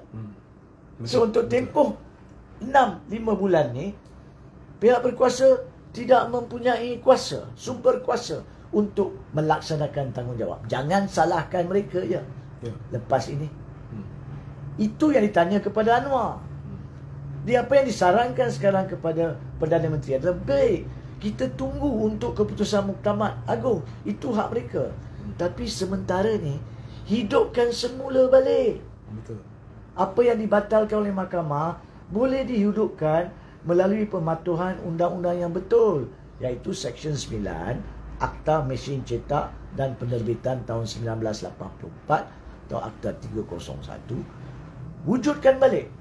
Di bawah Seksyen 9 di situ mengatakan kalimah Allah dalam bentuk cetakan tidak boleh digunakan langsung seperti mana yang diniatkan oleh Jabatan Kuasa Kecil Tun Ghaffar Baba pada 16 hari bulan Mei 1986.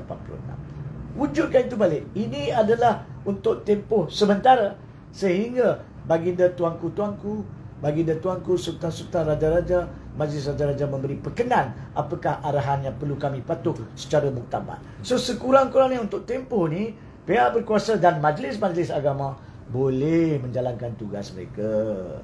Takkanlah itu pun perlu seorang peguam di luar bagi tahu kepada kerajaan. Betul. Tuan, saya perlu tekankan di sini, ini menjadi isu. Kerana ketakutan salah semua pihak politik. Kononnya kalau sentuh isu agama, kita hilang undi. Betul, betul. Itu yang menyebabkan mereka tak berani buat keputusan yang penting untuk negara. Itu yang saya nak sebut tadi. Yes. Betul. Perkara ini rakyat kena tegur pemimpin anda sendiri. Kalau anda pemimpin ataupun penyokong parti kerajaan, tegur. Kalau parti pembangkang, tegur. Isu ini wajib diselesaikan. Betul. Dan tidak ada apa-apa yang mengekang kerajaan sekarang untuk melakukan apa yang Tuan Hanif telah sarankan. Itu yang saya heran mengapa tidak dilakukan. But Tuan Hanif, you have to excuse me. You answer that. I just excuse myself for a minute to the blue and come back. Baik. Silakan.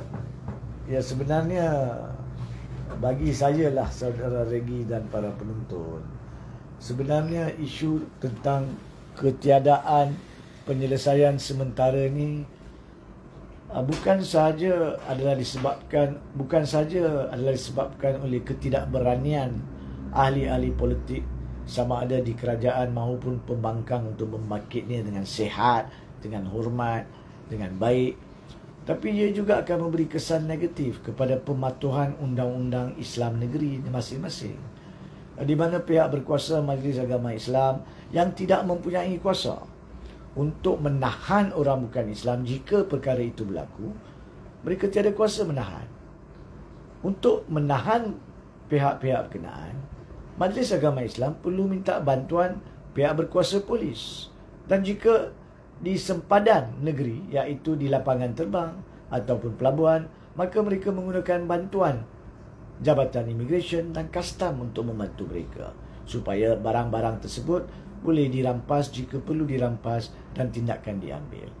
So, inilah bagi saya akan menjadi masalah yang berpanjangan sekiranya kerajaan yang perlu akur dengan keperluan Majlis Raja-Raja menyelesaikan, memuktamadkan keputusan itu, tapi wajib juga pada masa yang sama keluarkan satu arahan yang sementara, yang lengkap dan tepat mematuhi keperluan perlembagaan dan perundangan seperti mana yang wujud sebelum ini. Arahan yang dibatalkan 1986 telah wujud untuk tempoh 35 37 tahun sehingga tahun ini, sehingga yang dibatalkan pada tahun 2021. Hidupkan balik tapi dengan mematuhi undang-undang, dan kemudian kita tunggu keputusan Muktamar Majlis Raja-Raja. Sekiranya tidak, maka jangan salahkan majlis agama mana-mana negeri jika berlaku kes-kes penyebaran agama bukan Islam kepada orang Islam dan tidak ada tindakan boleh diambil sehingga perkara ini dimuktamarkan. Sekian. Baik. Terima kasih Tuan Hanif kerana penjelasan Tuan Hanif ni memang cukup padu berhubung isu kalimah Allah, dan isu ni amat penting bagi saya. Saya sensitif dan saya pun percaya ini amat penting, dekat kepada hati ya, pejuang-pejuang agama, bangsa dan sebagainya. Sebab saya pun nak kongsi sedikit lah. Okay, itu kita dah habis babak the nitty-gritty of it kan. Tapi saya pun nak kongsi sedikit sebab ada kebimbangan di pihak saya berkenaan dengan beberapa alasan yang diberikan. Even saya bukan nak berpolitik, saya bukan bias politik, taksub politik, tapi pemimpin yang ada sekarang ya, di dalam kerajaan beri penjelasan. Contohnya lah, contoh kita kata tak apa, bila kita ada kitab Bible versi bahasa Melayu, kita tulis sana untuk untuk yang beragama Kristian.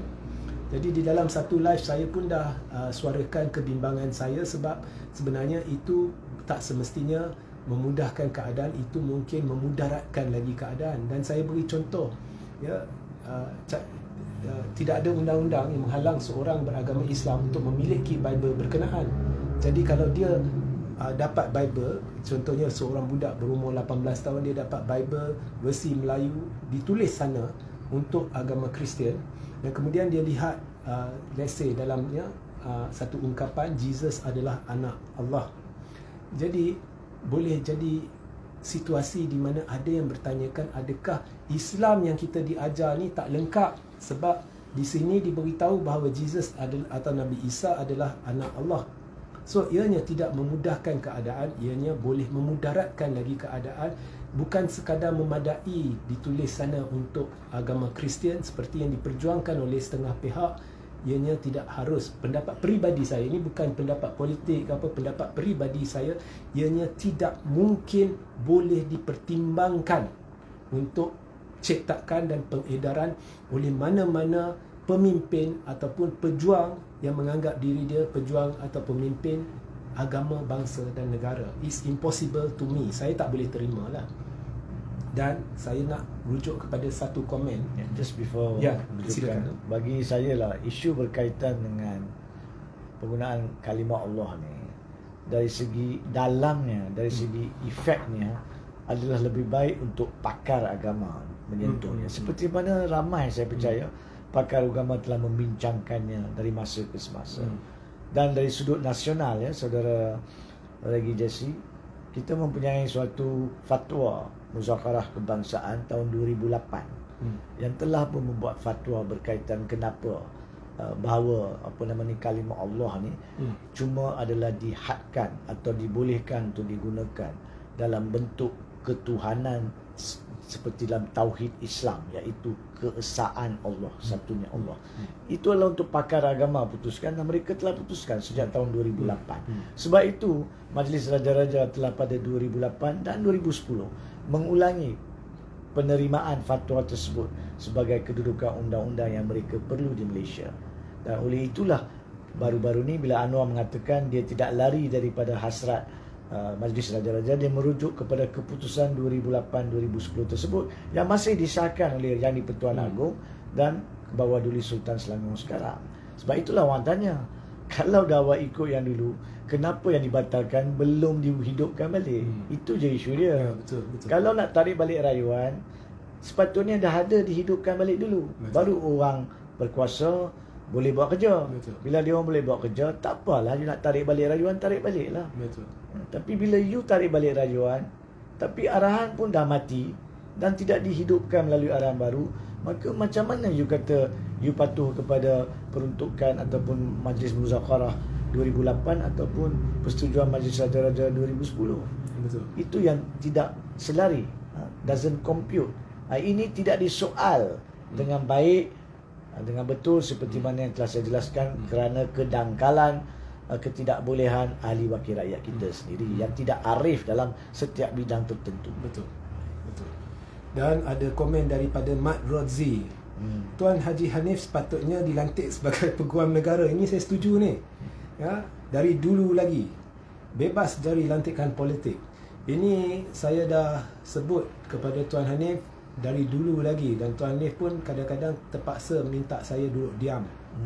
Saya nak minta juga awak duduk diam sebab secara ringkas untuk menyelesaikan isu ni, tanyalah, tepuk dada dan tanya selera, tanya fikiran. Di manakah dia kerajaan yang betul-betul tegas setakat sekarang yang akan melantik orang-orang yang dalam kedudukan bidang mereka, di dalam kedudukan yang perlu. Saya bukan cakap pasal diri saya, ramai peguam yang lebih layak di luar, tapi di manakah kerajaan yang berani lantik orang yang tegas dalam bidang dia?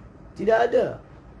Tidak ada kerajaan yang akan berani melantik orang yang tegas, sama ada dalam bidang accountant untuk menjadi juru accountant, auditor general negara, sebagai dalam bidang urus tadbir untuk ketua polis negara, maupun ketua peguam negara ataupun peguam negara. Tidak akan ada selagi kita belum sampai, masyarakat belum matang untuk ubah diri dia, bahawa dia kena suci hati, dia kena tadbir urus negara dengan amanah.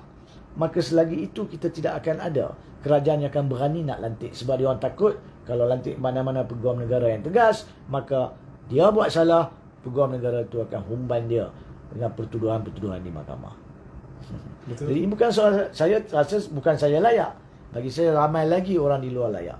Tapi tidak ada peluang orang-orang yang layak ni dilantik kerana kedangkalan, ketidakjujuran, ketidakamanan, ketidakikhlasan para pemimpin politik. Tapi bagi saya Tuhan ni biarlah ya. Okey, saya setuju dengan pendapat Tuan Hanif. So kita dah masuk penghujung siaran kita. Tapi saya nak komen berkenaan dengan satu komen di sini oleh Abdul Rahman. Jadi dalam banyak kerajaan TSMY, maknanya dia sedang merujuk kepada kerajaan pimpinan Perikatan Nasional yang terdahulu lah, yang melakukan tindakan yang betul bagi meneruskan rayuan ke mahkamah yang lebih tinggi untuk ditentukan. Okey, saya sebenarnya setuju dengan Tuan Hanif bahawa ada kesalahan-kesalahan atau kelekaan dari sudut melaksanakan tanggungjawab oleh banyak kerajaan sejak 2007. Tetapi saya juga boleh terima kenyataan ini dan memberi kredit kepada Perikatan Nasional, bukan sebab membuat rayuan, memanjangkan rayuan itu, tetapi sebab menyahut dan mematuhi titah Sultan Selangor, dua sultan untuk benda ini dirayu. So dari sudut itu saya setuju. Boleh saya tambah? Ya, boleh, silakan. Memang dari sudut meneruskan dengan rayuan itu satu tindakan yang baik yang dilakukan oleh kerajaan Tan Sri Muhyiddin Yassin pada masa itu. Tetapi untuk pengetahuan saudara Regi dan juga para penonton, mungkin secara isu penamat kalimah Allah ni dan dalam menyentuh komen ni, saya perlu nyatakan dengan tegas bahawa kegagalan utama Kerajaan Perikatan Nasional berkaitan isu kalimah Allah ni adalah rekod akan menunjukkan daripada tempoh 23 hari bulan Januari tahun 2018 sampailah keputusan diberi pada 10 hari bulan Mac 2021 oleh Mahkamah Tinggi, terdapat 22 tarikh penangguhan keputusan yang diberikan oleh Mahkamah Tinggi Kuala Lumpur. Kerana apa? Sebab pada masa itu, pada peringkat awal, Tan Sri Muhyiddin Yassin sebagai Menteri Dalam Negeri di bawah PH 1.0, dan kemudiannya lepas Sheraton Move dia menjadi Perdana Menteri. Daripada tempoh 2018 tersebut, beliau telah pun memaklumkan kepada mahkamah melalui Peguam Persekutuan bahawa dia telah menumbuhkan satu jawatan kuasa untuk berbincang dan menyelesaikan supaya satu polisi baru dapat ditetapkan. So bila mahkamah dimaklumkan perkara itu, mahkamah kata bagus, sebab polisi adalah tanggungjawab kerajaan. Apa yang dibawa di hadapan saya adalah sama ada polisi itu mengikut perlembagaan atau undang-undang atau tidak. Kalau boleh buat satu polisi baru yang dipersetujui ikut perlembagaan dan undang-undang, maka saya tak perlu bagi keputusan. So mahkamah telah tangguhkan untuk tempoh 3 tahun 22 kali. Tapi setiap kali datang di tarikh baru, Peguam Persekutuan, yakni wakil kerajaan pada masa itu Mahyudin Yassin, mengatakan jawatan kuasa ditubuhkan 1 orang menjadi 3 orang. Iaitu pada mula jawatan kuasa itu adalah dengan mendiang Lim Wee Kiong dan juga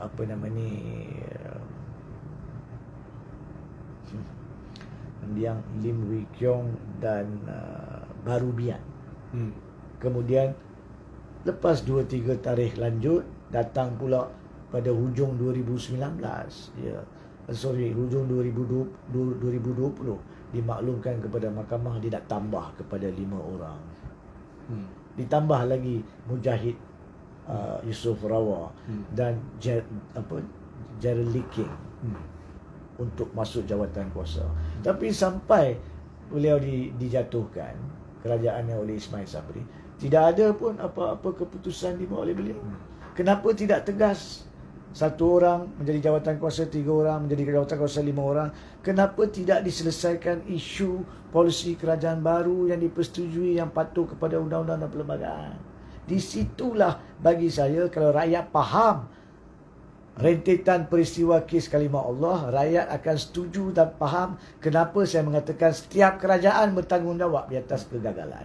On one hand, memang betul Tan Sri Muhyiddin Yassin dan kerajaannya patut dipuji kerana meneruskan dengan rayuan.